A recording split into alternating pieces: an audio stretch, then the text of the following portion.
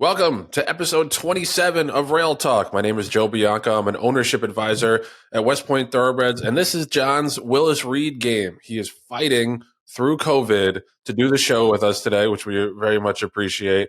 But John, tell me this, right when Michelle got home from her vacation, she had to start taking care of you?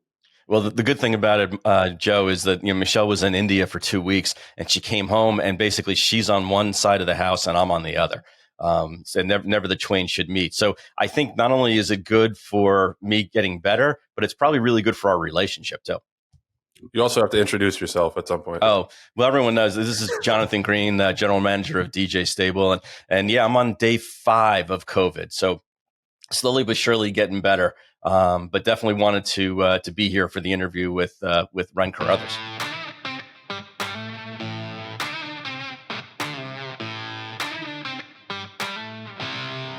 Rail Talk is sponsored by the Green Group, the #1 accounting firm in the horse business. There's one reason there's #1. No other CPA firm knows the horse industry like they do. Len, he owns over 200 horses. DJ Stable's won over 2,500 races. They have over 800 clients in the horse business because they make the money and save them taxes. And there's an exclusive offer for our listeners and viewers of Rail Talk. Len's offering a complimentary, confidential half-hour consultation. Guarantees you'll get value from it. Hit him up, 732-634-5100. Do it quickly. I know all those tax forms are rolling in. You got 2 months, a little under 2 months, perhaps, by the time you listen to this, to get your taxes done. Len unequivocally guarantees he'll find you value and savings. A lot of Rail Talk listeners have already taken part in this and taken advantage of it. So he'll donate to your favorite charity, whatever you want. He's not worried. He's always found value. He knows he can do it with you. Hit him up. Give you that number, 732-634-5100 or at greenco.com. Oh, man, we are so stoked to bring back to the show our original guest, the Alpha and the Omega here. No. Let's not go that far. He's an award-winning writer, thoroughbred breeder owner, self-styled pedigeek, and the Tampa Bay Downs track analyst, Ren Carothers. Hey, guys, what's going on? I'm sorry I couldn't bring the facial hair quality to the show that you do. Thank goodness you're increasing the sunburn quotient. Exactly. Yeah. Gosh, if you could really see this, I mean, the webcam doesn't really capture it in its finest detail, but it is there. Trust me. How close were you to the sun?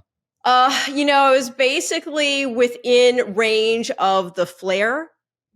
So, I mean, my face has got nothing on my arm. My arm is like, right. I don't know. I won't bother you with the further details regarding that because if only you had a sun umbrella. I know, but that would have probably scared the horses. So true. Okay. Anyway, Joe, I'm sorry. Go ahead. That's fine. John's just wondering. He's never seen the sun, really. I'm trapped in my basement. I've heard of such things. Basement dweller. Exactly. My eyes. Oh, there's a name for a horse. Basement. Although that's not fair to the horse, I don't think so. Yeah, that's. Listen, John's heard me say this before. I'm all about when you name a horse something that you can see on a trophy. Right. Yep. Exactly. All right. Stay in that lane, Ren. Stay in that lane.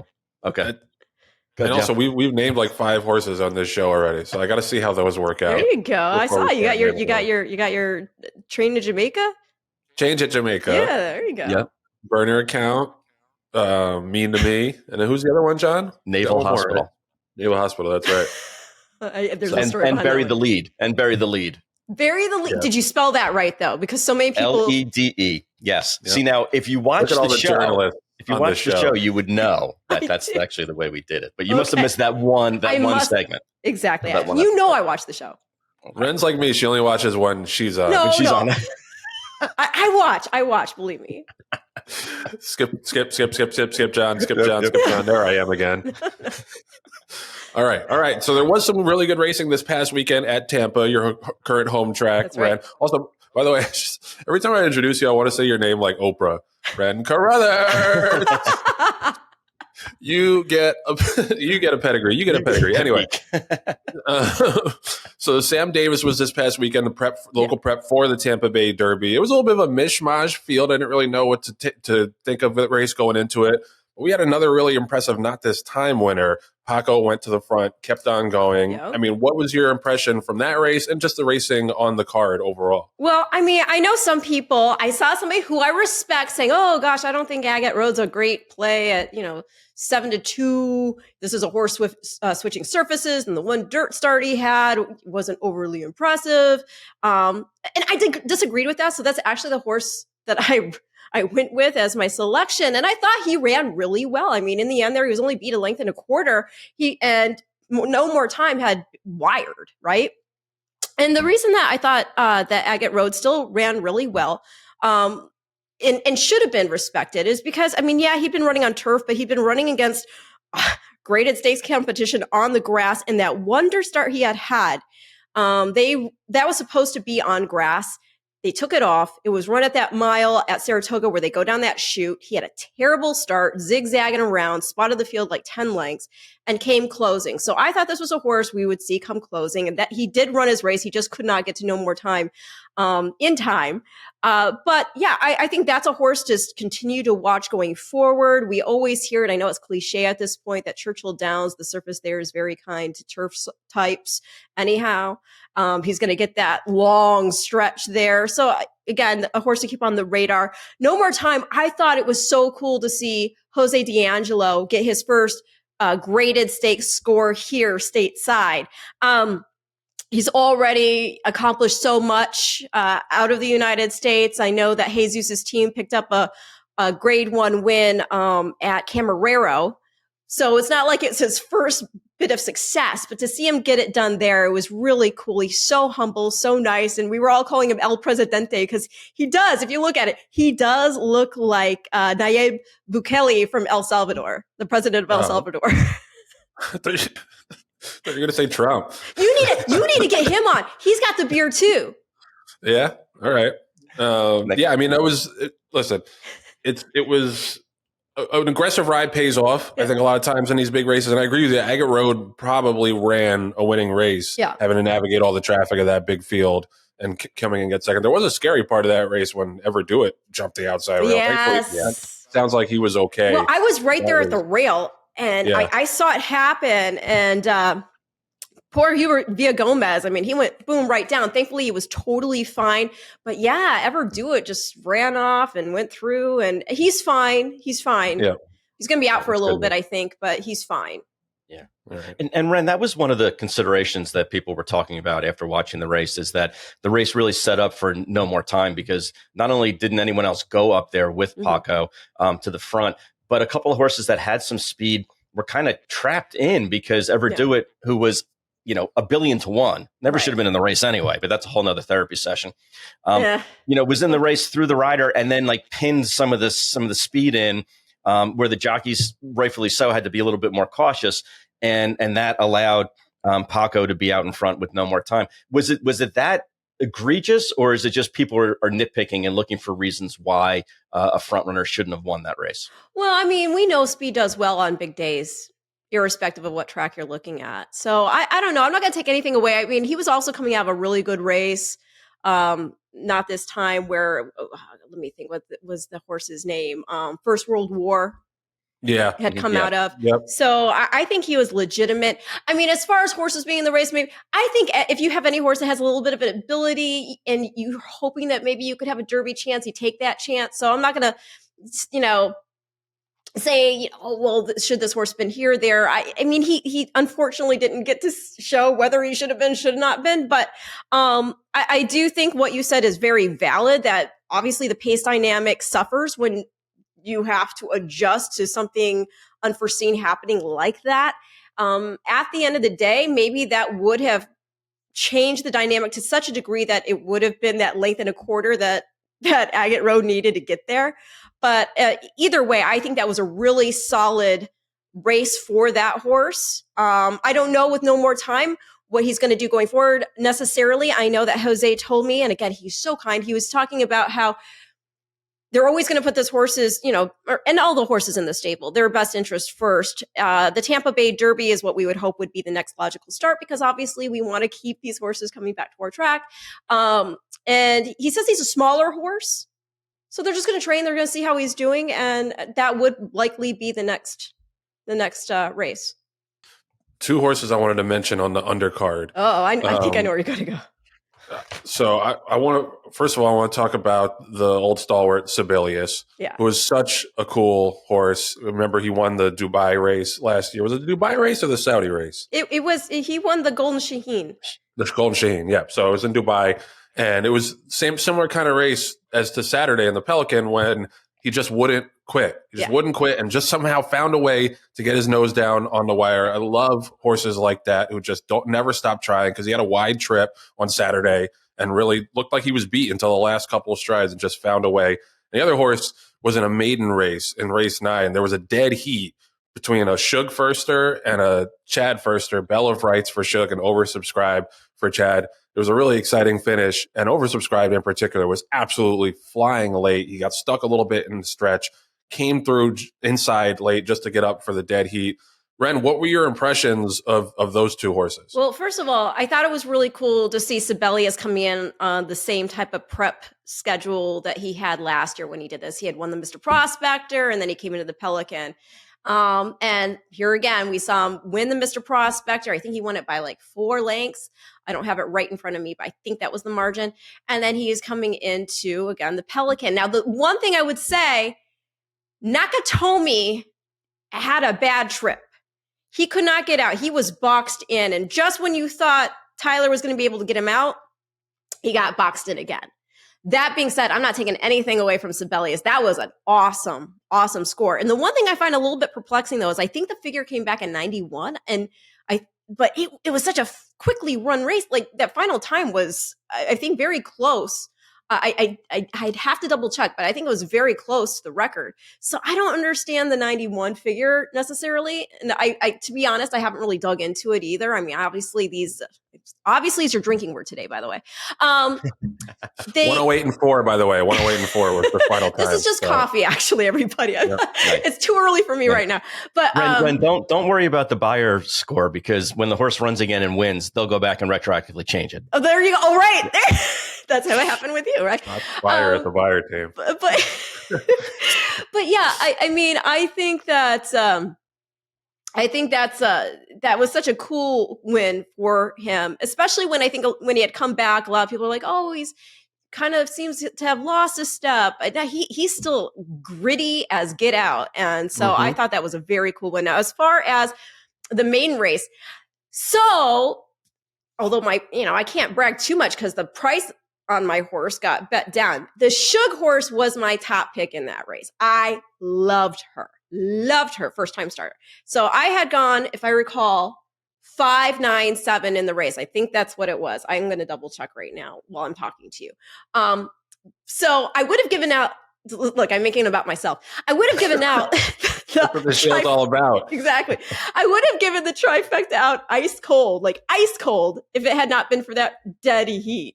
Because I remember Matt liked another horse in that race. And I looked at him when mine walked in. I said, there's your winner right there.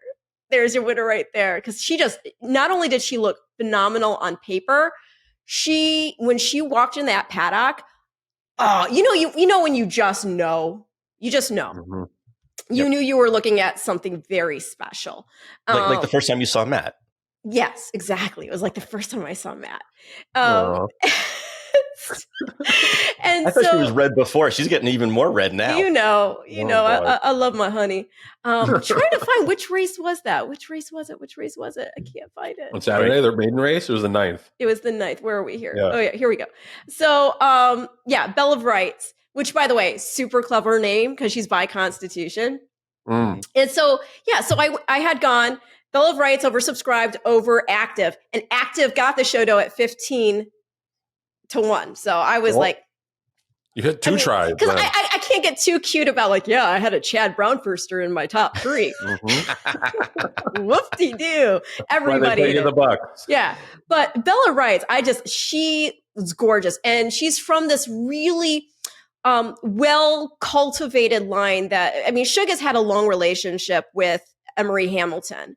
And they've had a lot of horses together over the years. And this is just one of those beautiful pedigrees that when somebody's really taken stewardship of a family, as Emery has, you cultivate it. And this is what you get back because you've shown it that love and that appreciation. And so this is like the family of, Olympiad and Pleasant Passage and Peaceful Passage and Chic Shireen and just Queena.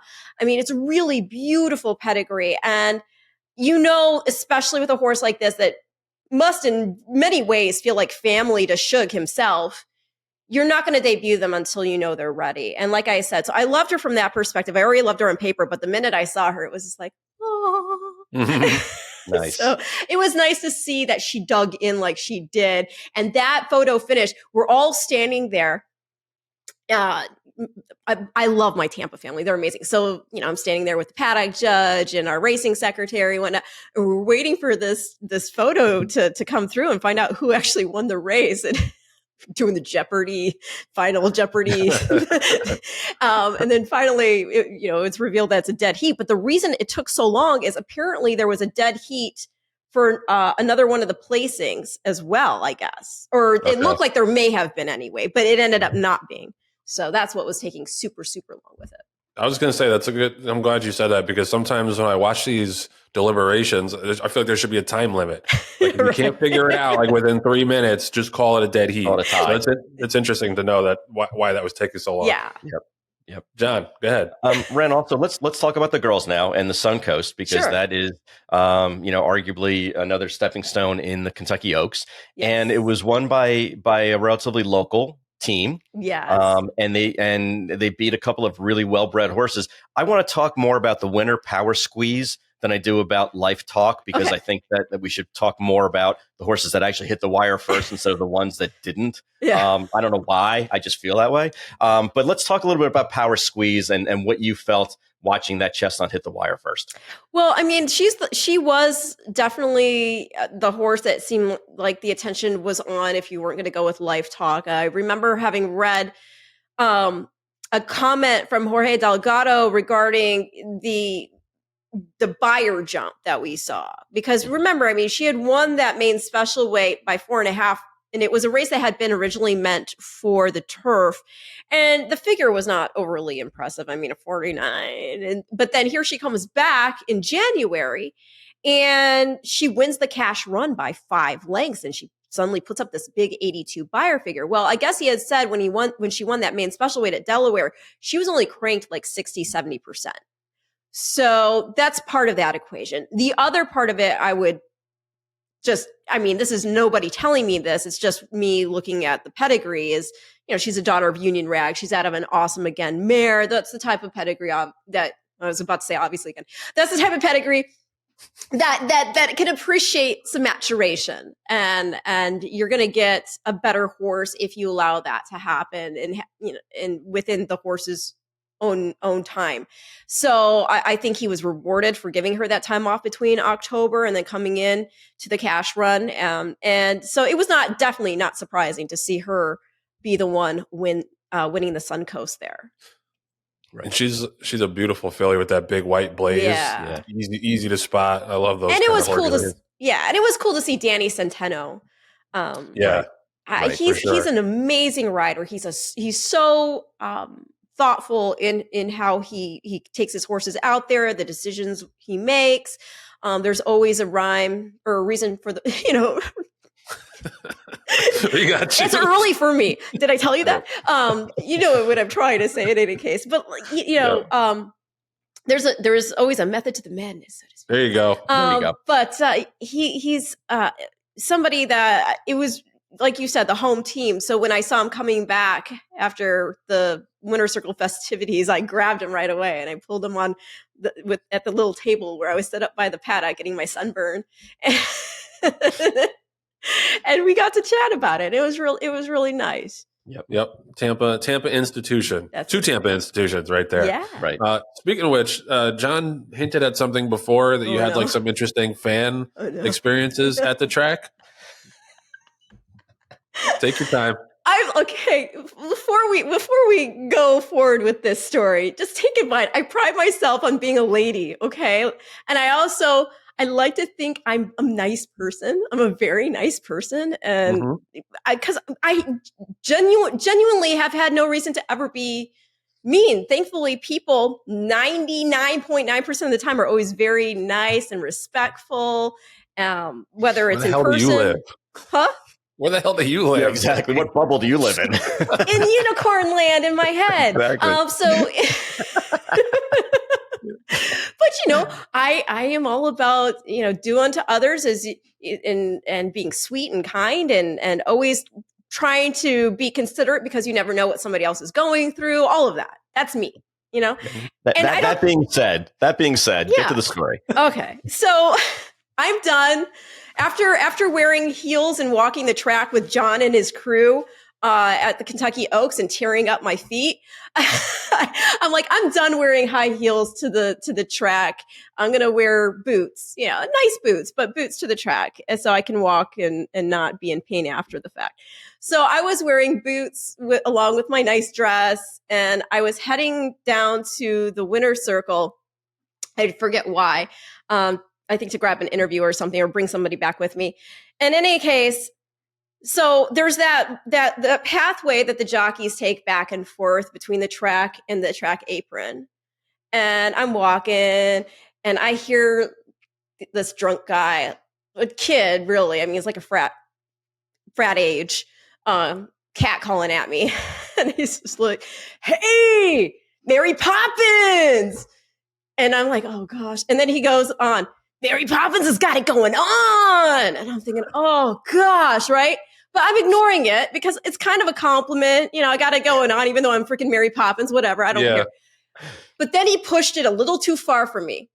And I'm a nice person, but I'm also my dad's daughter. I'm Middle Eastern. We're like, we don't take anything. Then this is what just sent me over. He goes, "Where's your umbrella?" So at this point, I'm already a little bit past him. So I wheel back around and I said, "Up your butt." And then I should not have said that. It's completely unprofessional and it's completely unlike me. But I don't know. It was just the first thing that came. I mean, thankfully, I did not use an expletive. Wow. Because, I think I'm still in, I'm a mom. And so I think I'm still in the mommy, the mommy mode in terms of word usage. So butt came out. Nice. And so he suddenly shrunk and all his friends were laughing at him because I guess they just did not expect that he was going to get smack talked back. Right, exactly. And then you got 5,000 new followers on your Instagram, right? Yeah, but I don't know. And I feel bad because I kept walking and this is me. This is me in a nutshell. I had every right to push back on this guy who's catcalling me and telling me I got it going on and all this stuff and where's my umbrella. I definitely had the right to push back, but at the same time, I felt guilty for the rest of the afternoon going, gosh, that was not professional. I shouldn't have said that to him. I hope he's having an okay day. Oh man.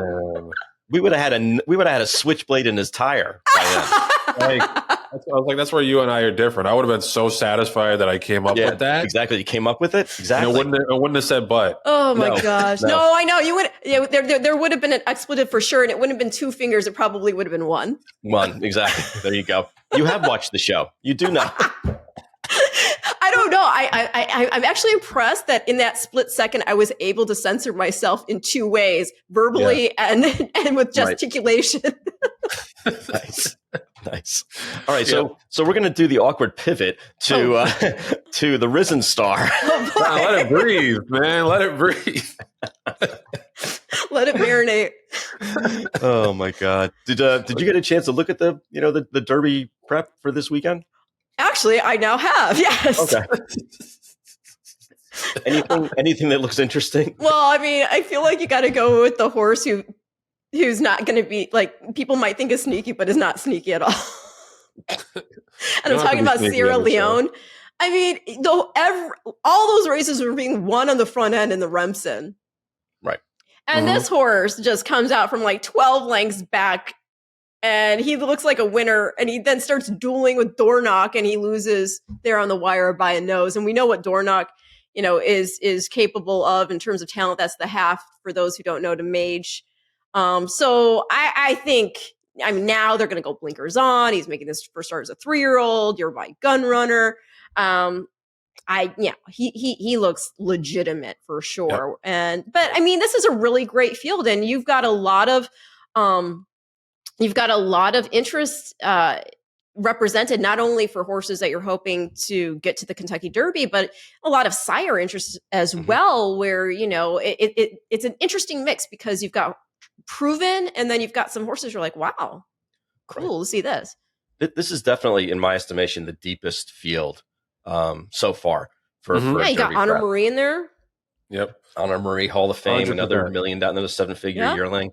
Obviously we haven't even touched on Track Phantom yet. Oh, Track Phantom, yeah. It was probably going to be one of the favorites. Interestingly enough, though, there's only, other than B Dancer, who's only run once, there's no undefeated horses in here, and most of the horses have only won once. So it's deep, but it's still unknown. No, that's true, and I mean, we can see anything happen. I love it. Like, maybe I sounded that way just now, but when these horses, this is such a growing period for them. These are young horses, they change not only physically but mentally with every start. So it's kind of hard to gauge. And like you said before, I mean, you've got it's interesting. You've got Honor Marie, who sold for $40,000 in here. And then, as you said, you've got the other side of the spectrum where you're hoping, like the 1.4 for Hall of Fame and Steve Asmussen. And he, of course, this is a son of gun runner, and he, of course, trained gun runner. And so it's just interesting to see the dynamics at play. I feel like time is flying by because, I know, right? It was like, oh gosh, you just were sending gun runner out to win the Pegasus World Cup Invitational. Right. Yeah. No. There's a sneaky horse in here, I think, called Real Men Violin, McPeak's horse, the 6 horse. That took 5 starts to win, but really, if you take the turf races out of the equation, even though he finished first and second in them, he's been improving every single race incrementally. And this is Kenny McPeak's time to shine. This is his time of year when he gets these less expensive horses. And you and I had spoken about undervalued stallions like Mendelssohn. Yeah. No. And there's 2 Mendelssohns in here. No, it's really interesting because, I mean, what Mendelssohn stands for $15,000. And he is bred impeccably, as we know. I mean, he's a son of Scat Daddy. We lost Scat Daddy, I feel like, way too soon. Scat Daddy is also the sire of Justify, and we see what Justify is doing as a sire. But then Mendelssohn himself is a half brother to freaking Into Mischief. He's a half brother to Beholder.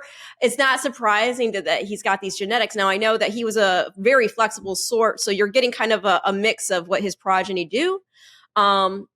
But what we're seeing here, like you said, with 2 by him in there already, and then we Opus 42 won one of our stakes races recently at Tampa. There was a nice race the other day where there were 2 of the top 3 horses crossing the wire were by Mendelssohn. He is, I think, as you use the word, undervalued. For sure. I think he's got a lot going for him. And maybe it's just a matter of sometimes they have to adjust. I mean, if you're looking for world beater types, sometimes a stud book adjusts from season to season because they think they know the slate of mares that will go best with this particular sire. And sometimes it proves out that they need a different type. And you find that out over a couple of crops. So I definitely think he's got a ton going for him. Yeah, it's a fascinating race. Ren, thanks for stopping by to talk about it with us and the Tampa card. Ren, don't call me Mary Poppins Carothers. Always appreciate you. You can call me Mary Poppins. Just don't ask me where my umbrella is because I'll tell you. Because you'll tell you. It's public now. Everyone knows where her line is at. Ren, appreciate the time as always. Thanks, guys. Thank you. Rail Talk is sponsored by TaylorMade. TaylorMade had a huge weekend. We talked to Ren Carothers from the Tampa Bay Downs broadcast about it. They had No More Time, son of Not This Time, win the Sam Davis, and Sibelius, Rockstar older sprinter, win the Pelican Stakes in a super game performance. So Not This Time obviously just continues to scale new heights. You should go check him out and the rest of the TaylorMade Stallion roster online right now because they don't just do sales, but they do sales, and they do it in a really caring, loving way, John, don't they? Yeah, their marketing team got high marks again because while I was sick with COVID and couldn't go out and get Valentine's Day presents, they must have known. Maybe they gave me COVID, but they must have known that I was going to be unable to flower Michelle with all the gifts that she deserves. So they sent us Happy Valentine's Day chocolates, and if you can pump up that video right now of the beautiful box, and it was beautifully wrapped and sent to us, and of course it was sent directly to Michelle Green, not to me. So, kudos to all the boys at TaylorMade, all the girls at TaylorMade for making sure that schlubs like me looked decent and had something to give. And Joe, just to spin it back, Sibelius is not only a Not This Time, but is also a homebred of some of the officers and directors of TaylorMade. Pat Payne, Jeff Hazlett, Mark Taylor, I believe, and a smattering of other of the guys that manage and run TaylorMade are the breeders of Sibelius. Proud papas, and also apparently surrogate husbands. That'll give your wife a really nice Valentine's Day card if you have COVID. I mean, what else? What more can you ask for? They think of everything.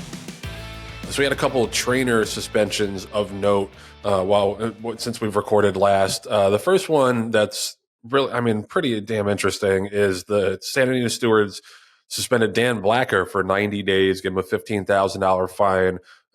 Dan Blacker is a young California trainer. His wife, Christina Blacker, does FanDuel TVG. And, every dealing with her and him has obviously been pleasant and seems like a good young trainer, but he gets a 90-day suspension for 527 separate incidents of failing to undertake the necessary pre-workout veterinary examination reporting process for horses in his care.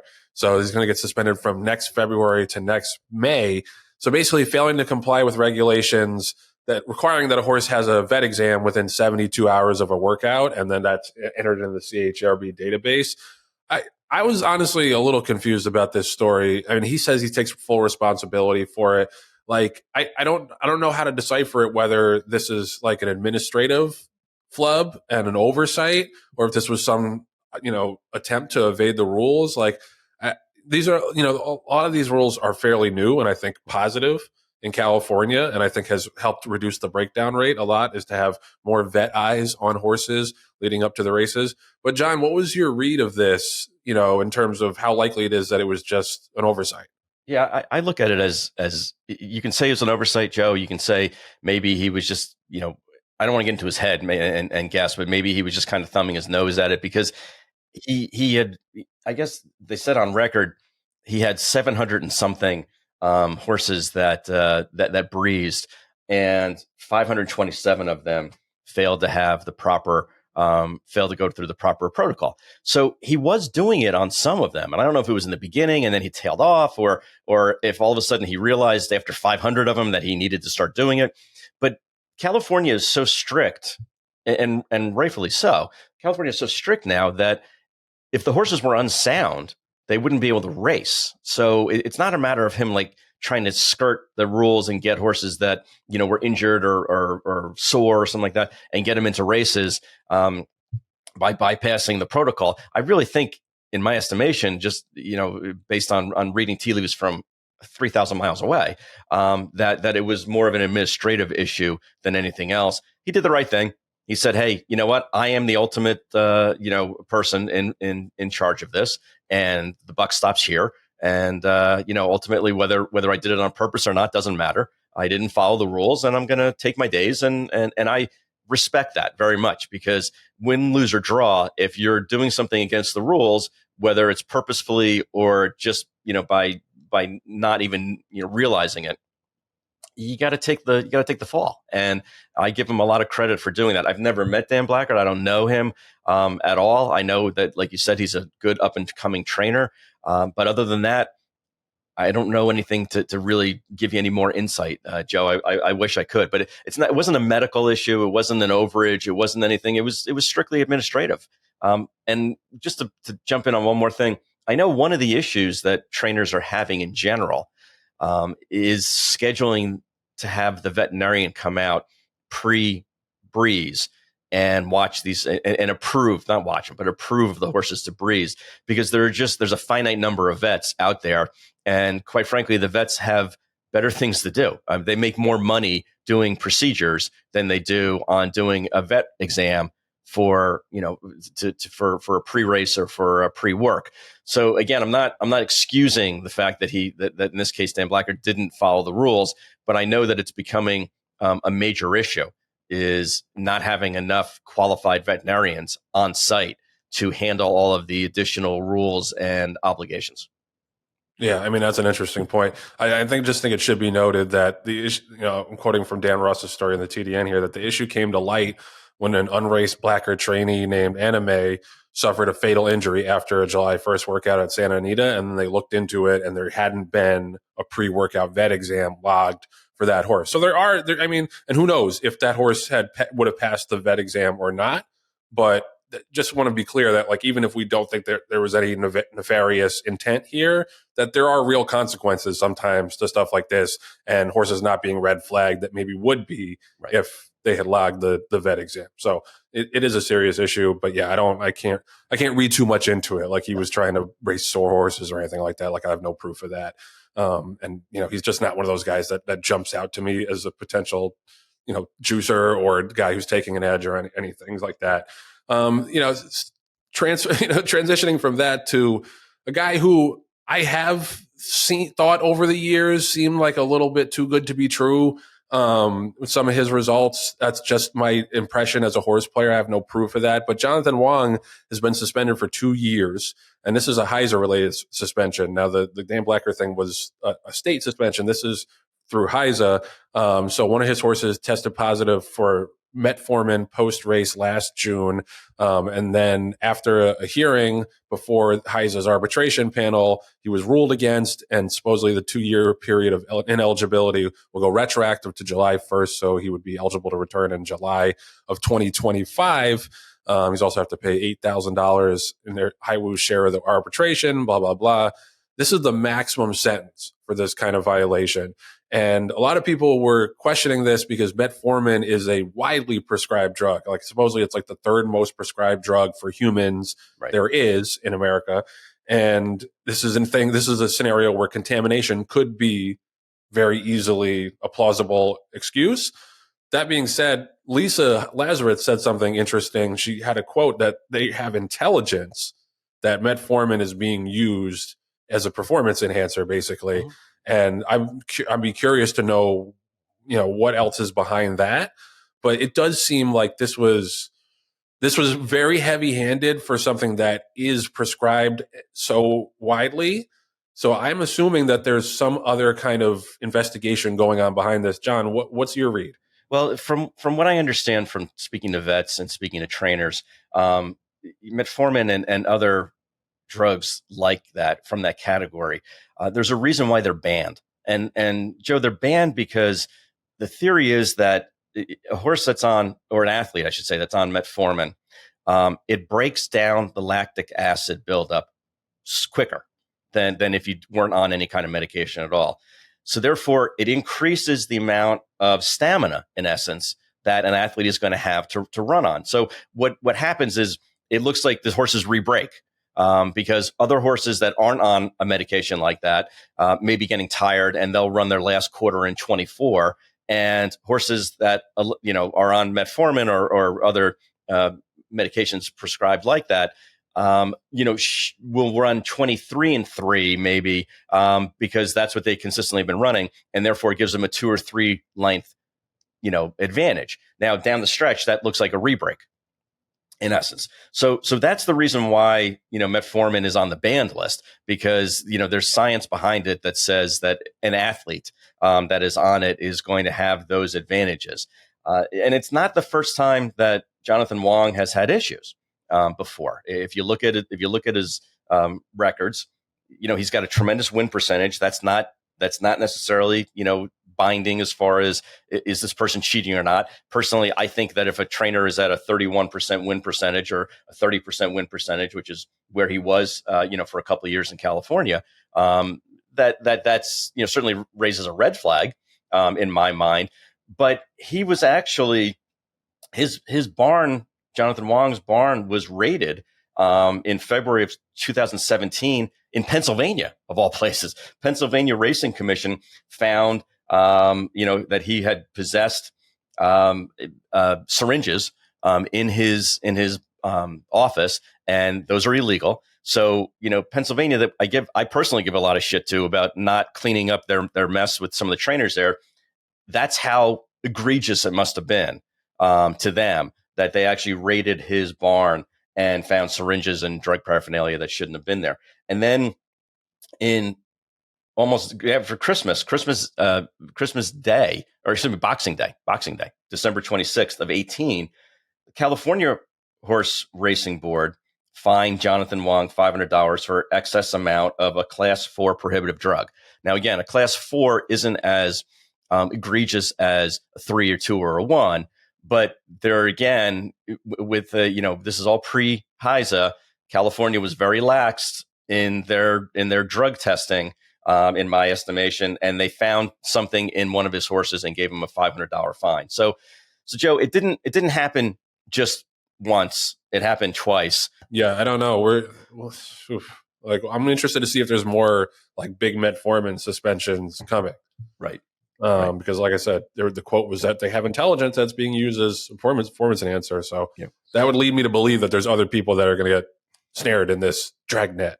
I would think so. And I hope so. I hope that's the whole point of the exercise is not only to find the nefarious villains that are using these medications, but also to scare the shit out of people. Just the specter of thinking that they're going to get caught. And Joe, you and I were talking off air a couple of weeks ago that there were some trainers that had very high win percentages. Since HISA is the new sheriff in town, they have not been winning at the same rate, and not even close. So I'm not saying that they were doing things that were illegal, immoral, or on the edge, but it just seems like a damn coincidence that they're not winning at the same rate anymore. Yeah, I mean, I still do see some guys pop up and move horses up off the claim. I think of one guy in New York in particular who was gone for a long time and now is back moving up horses. Actually, two guys fit that description right now in New York. But yeah, in general, I would say I'm not seeing the huge run off the screen type move ups and questionable performances that I've seen in the past at as frequent of a rate. Right. John, you got one more thing you want to get off your chest this week. He's had nothing to do except sit in a room with COVID and stew over the minor inconveniences of the racing public. John, what do you have for us? Gee, Joe, you make it sound like it's so inconsequential. Well, this is where you're supposed to convince me. Okay. That it's a big deal. So here's my argument. We're going to talk a little bit about the Eclipse voting today. And I know that it's happened a month ago. And for all intents and purposes, if I was voting, I would have voted for the majority of the winners. There were no real close races. So this year, it didn't matter that you had a couple of people who have votes that they kind of one-offed and voted for somebody who was a writing candidate, or you really had to scratch your head and kind of think about it. But let me explain why it's important, and why the people who have the ability and have the honor and privilege to vote for Eclipse Awards, why they should take it seriously. There's so many graded stake races that are out there right now. You and I talk about that, and they can add a lot of value to a horse's pedigree. There's obviously less grade ones that have a significant amount of leverage and influence when it comes to commerciability, whether it's a stallion or a broodmare. But there's only one champion that comes out of every single crop, one for the boys, one for the girls. And that makes, the value of that horse even more important, even better, because they only mint one per crop. So when people are getting cute and they're voting for, Bright Work as the 2-year-old filly champion, you got to scratch your head and say, why is that? When they're voting for Locked as the 2-year-old colt champion, even though he ran a bad third and lost by 7 lengths in the Breeders' Cup, you got to question it. But the one that really irked me the most, and there were like 8 or 9 of them, but the one that irked me the most was, Joe, have you ever heard of a owner breeder called Coleswood Farm? I mean, vaguely. No, I'd never heard of him either, and I had to look it up. Okay, Coleswood Farm. The reason why I had to look it up is because Ted Black voted for Coleswell Farm as owner of the year. Okay, not Godolphin, not Rapoli, not John Abel, not any of the major. What's that? Klaravich, big one. Not even DJ Stable. Nope. Okay, Coleswood Farm is famous because they are a breeder in West Virginia. They had 70 starts last year. They did have a good win percentage. They won like 25 of them, which is great. One horse that they own, their best horse, was called Coastal Mission, won 8 of 10 races. None of them outside the state of West Virginia. The one time the horse ran out of West Virginia, he ran a bad 5th in the Cigar Mile.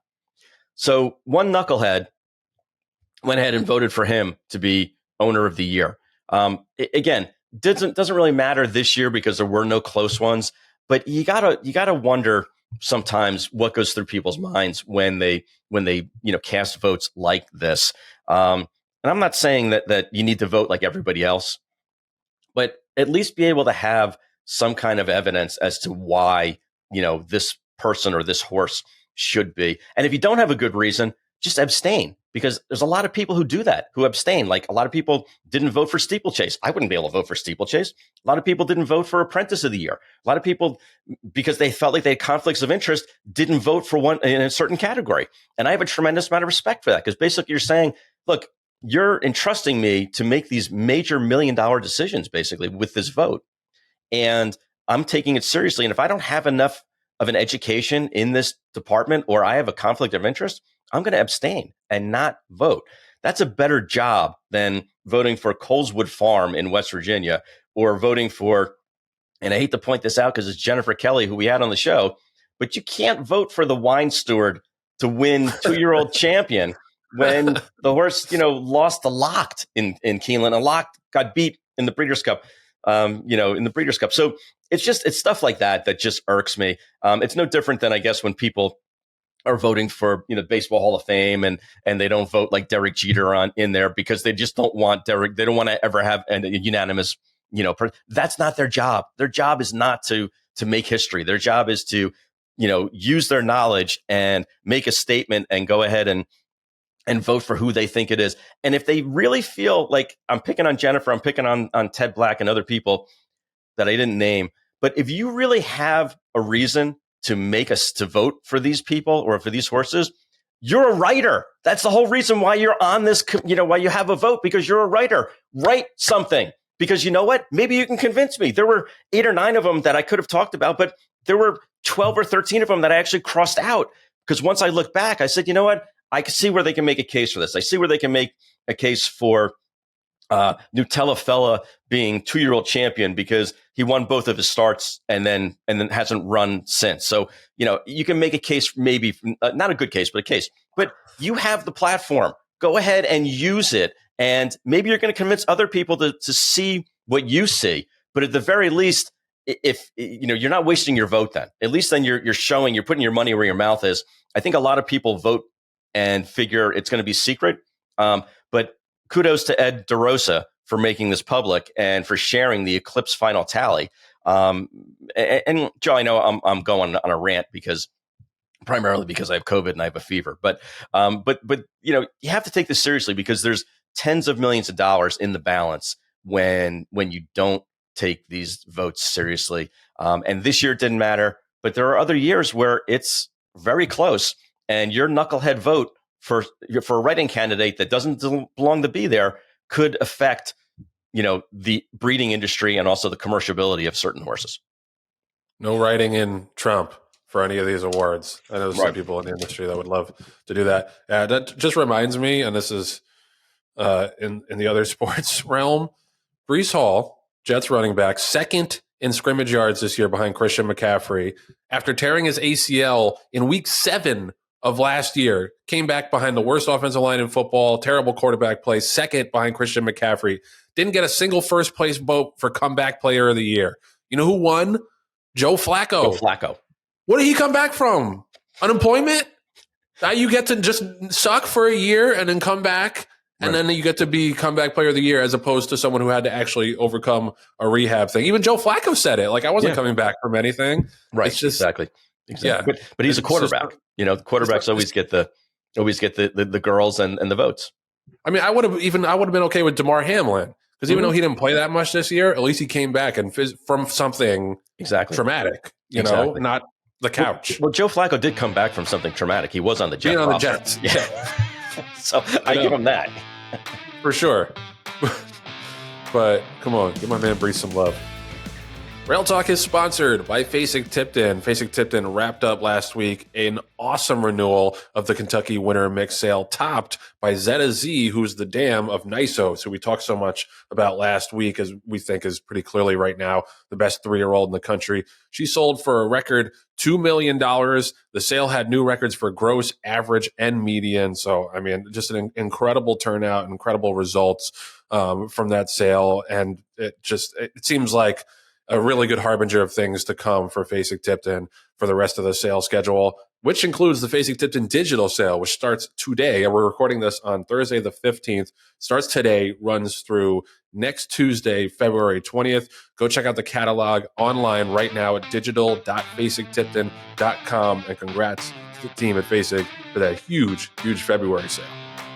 All right, this segment, I promise, will not be entirely about how I almost predicted the Super Bowl score correctly, but that was a great segment last week. So let's bring back our special correspondent, Real Talk special correspondent, Skip Anderson. What's up, brother? Good morning, Joe. Good morning, John. How are you guys? Doing great, Skip. Thank you. Everything's good on this side. How did you enjoy the big game?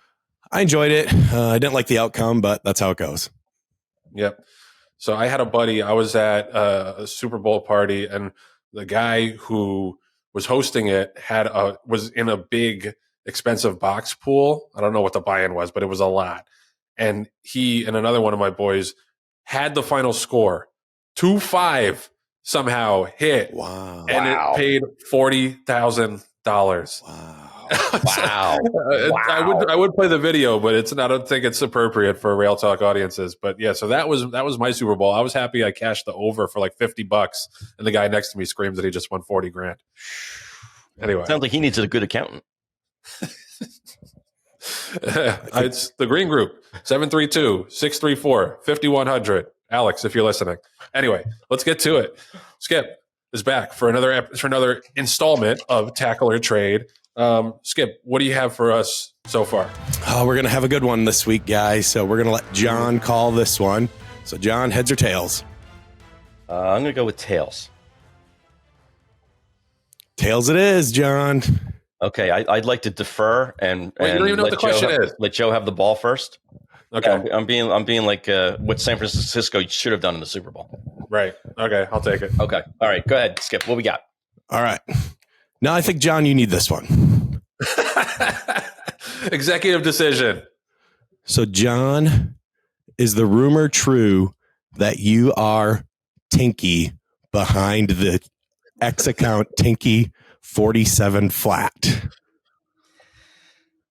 Skip, my counsel has instructed me to neither deny nor confirm that accusation. In accordance with their advice, I must trade this question. All right. I don't think John's Tinky, because I think John has, how do I put this? Not enough of an attention span to write those long ass threads. So that's my 2 cents. But yeah, Tinky, if you're out there, come on the show. We'll blur you out like you're a murderer, and we'll alter your voice so no one will ever know who you are. But we'd love to chat with you. We are big fans, Tinky. We're very Seriously. big fans. And that was a viewer question, so that's why we asked that. Nice. So then my next question is, John, so you're not Tinky? My counsel has instructed me to neither deny nor confirm that accusation. All right.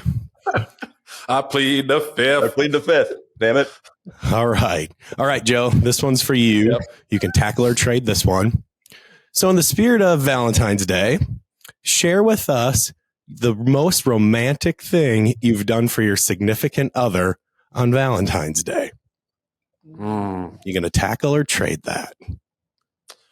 I'm going to trade it to John and hope he has a better story than the tailor-made made chocolates. Well, I've already used that on the show. So I would have to say that when I was asking Michelle to marry me, I had at the time Michelle was living in Richmond and I was up here in New Jersey, and I had Michelle's roommate at the time pack a bag for her with like a nice dress and everything like that. And then I went down to visit Michelle. We drove out to a bed and breakfast before like people even knew what bed and breakfasts were. And I asked the bed and breakfast owner in advance to fill a room with long stem roses, and then say when we got there that the room was not ready. So we had to like walk around the grounds, and we walked around the grounds and found this very romantic wishing well. And I asked Michelle to marry me. And then we went back to the room and it was full of roses, and her nice dress was there, almost like Cinderella. And then we went out that night and had a wonderful dinner and celebrated our prenuptials. Wow. Hope you guys are taking notes. Wow. And that was the second most romantic thing I've ever done. What was the first? Letting her go to India by herself? No, the tailor-made chocolates. Oh, of course. Of course. Wow. Wow. We're all just walking in your world, John. That is fantastic. That's what it's about. I don't know if you want to air this. It's gonna make a lot of people very unhappy. All right. We'll keep rolling. All right, Joe, here's your question. Go ahead. What current stallion better described your Valentine's Day? Rock Your World or Not This Time?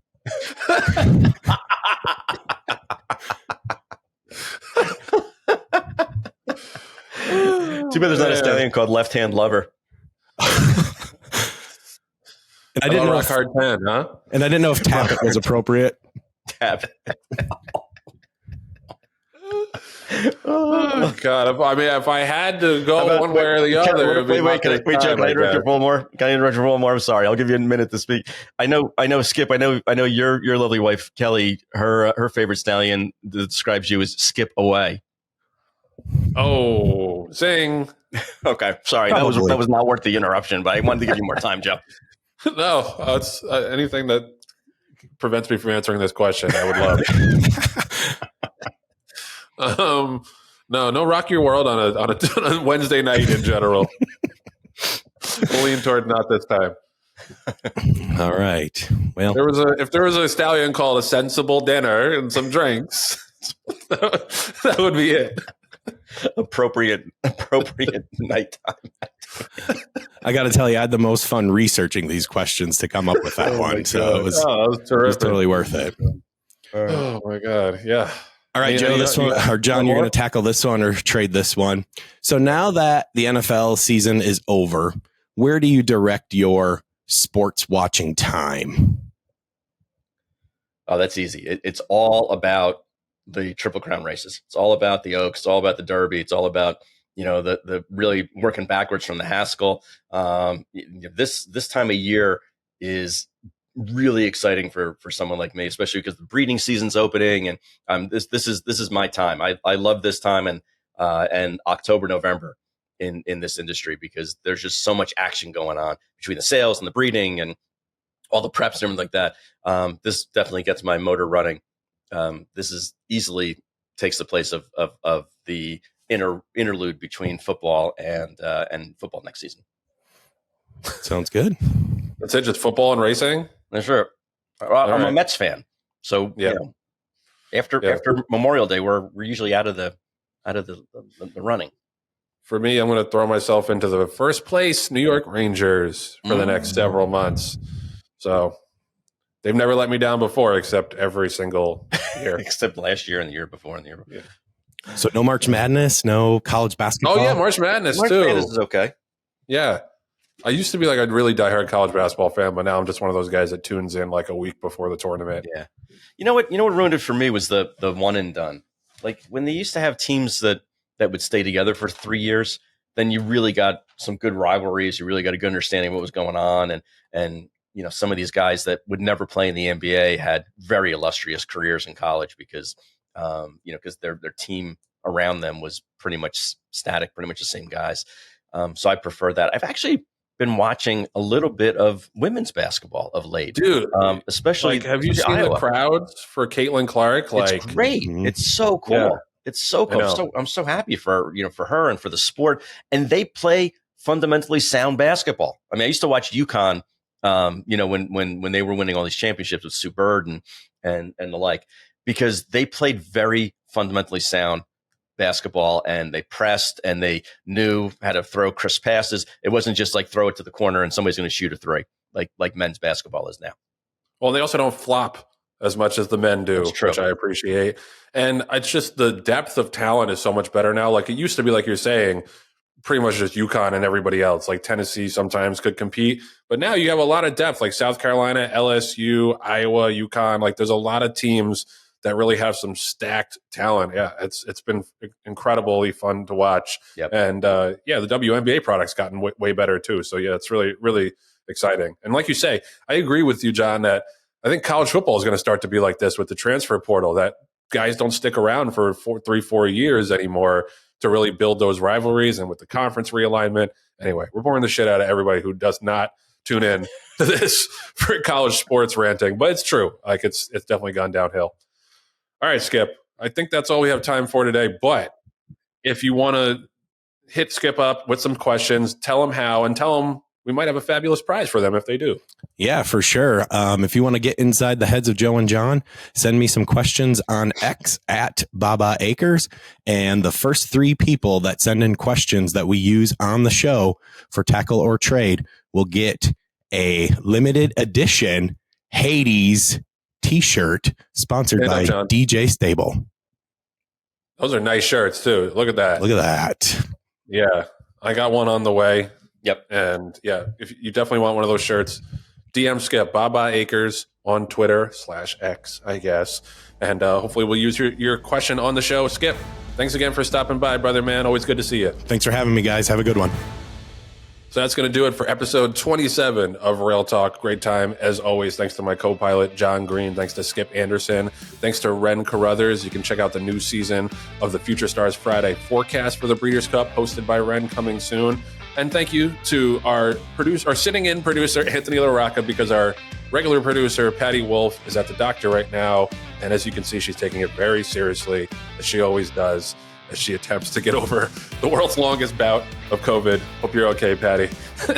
See you next week, hopefully. Also, thank you to Aaliyah LaRocca, Nathan Wilkinson, our Rockstar Associate Producers, as well. Cheers to you, the viewers and the listeners. We'll see you back here next week on Rail Talk.